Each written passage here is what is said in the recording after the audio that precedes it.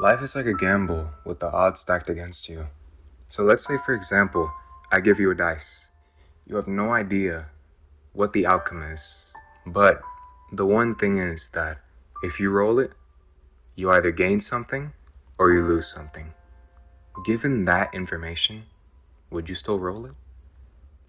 Most manga about gambling are about luck. Usogui isn't one of those. It's about fear, it's about fate, and it's about what happens when a man looks at impossible odds and decides to bet anyway. If greatness could be drawn in ink, I think this manga would be a perfect example for it. At first glance, Usogui looks like just another gambling manga, like Liar Game or Kaiji Ultimate Survivor. There's tables, cards, rules, and mind games too. But that's not what it actually is. Usogui is about breaking yourself apart and rebuilding something sharper. It's a story about self-loathing, about losing your sense of meaning and still pushing forward with that one. Because the truth is, we don't get a purpose handed to us, and that terrifies people. We live our lives clinging to a meaning, a dream, a role, a who I'm supposed to be. Fear pushes us forward, and fear traps us. That's the real cycle of life. But when someone throws fear away, when they move through pure instinct, past the dread, past the doubt, what do you get? You get a character known as Baku Madarami. Baku isn't a hero. He isn't a villain. He's a man who lost something and gambled his entire existence to get it back. Throughout the whole manga, we never really get a clean backstory for Baku. We never get the comfort of fully understanding him, and I think that's the point. He's not someone from some destined bloodline. He's not some noble or some fantastical creature that comes out of nowhere. He came from nowhere, built from nowhere, built from disappearance, moving through games where he's always at a disadvantage. Baku is an absurdist. He looks chaos in the face and laughs, then spits it back at the world. Every match is a coin toss between losing who he was or becoming something more. I love Vagabond, Berserk, Vinland Saga, The Climber. Those are all mangas that I label are in the same criteria of seinen, just like Usogui. They're all masterpieces that deserve their own video, by the way. But there's something different about Usogui.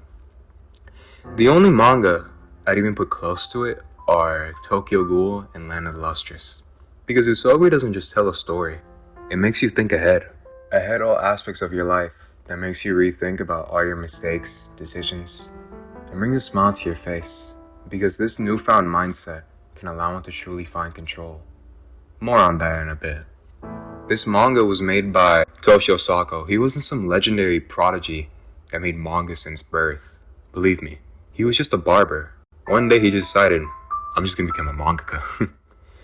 And somehow he created this masterpiece. I remember first reading this manga in my freshman year of high school. And I'm not exaggerating when I say it sharpened how I think, how I analyze people, how I read situations, how I do my work, how I grasp every single piece of text that's given to me. It makes me rethink about how I see the world. It didn't just entertain me, it just changed me. And no, this isn't just a gambling manga. It's a fighting manga too. Some of the best fights I've seen. When I saw the Marco versus Manoa panel, that alone sold me. Because if a gambling manga can go this hard, I'm in. Baku is relatable, and that's intentional. That's where Kaji comes in. Kaji is us. Lost, directionless, scared. But meeting Baku flips a switch in him. That's why most people relate to Kaji. His life is like a rocking boat. When he met Baku, things started settling down. And as it progressed, you see a stronger, smarter shape version of Kaji that can sail without the support of another. Reading his journey makes him realize that he too can gain such control for his life. He goes from nobody to somebody who chooses to fight for himself. And all the side characters evolve too, good or bad, depending on their goals. Except this one guy, fuck that guy. Baku's main goal throughout the manga is that he wants to take over this organization, Kakaro. It's a gambling organization connected to someone he definitely has no history with. I'm not gonna give any spoilers though. This manga is over 500 chapters. I'm not ruining that experience for anybody that seems slightly interested in reading it. The way the gambles are written isn't about luck. They're about fate, strategy, positioning, psychology. Even when you're at the bottom of the barrel, the gambles where someone can truly shine. What makes it insane is the foreshadowing. This was Sako's first work, and he planted clues everywhere. When reveals happen, your brain lights up. It makes you feel like you're the one playing. Whenever Baku looks somewhere, whenever he makes an expression, it means something. Whatever you think he's thinking, he already thought it 10 steps ago. And here's the twist people miss. He's not strong, he's not blessed. He has a weak heart, a fragile body, but he refuses to die. I think that his weakness, relying on his mind rather than his body, that's his main selling point. Not because of destiny, not because of honor, but because he wants to live. And if the gamble wanted him dead, it would have killed him, but it didn't. I'm not saying Usogui is a perfect manga.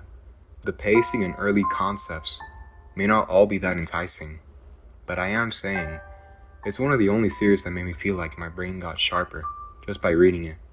It's not about winning, it's about daring to bet on yourself when everything says you shouldn't. Life is a gamble, and Baku, he already rolled the dice.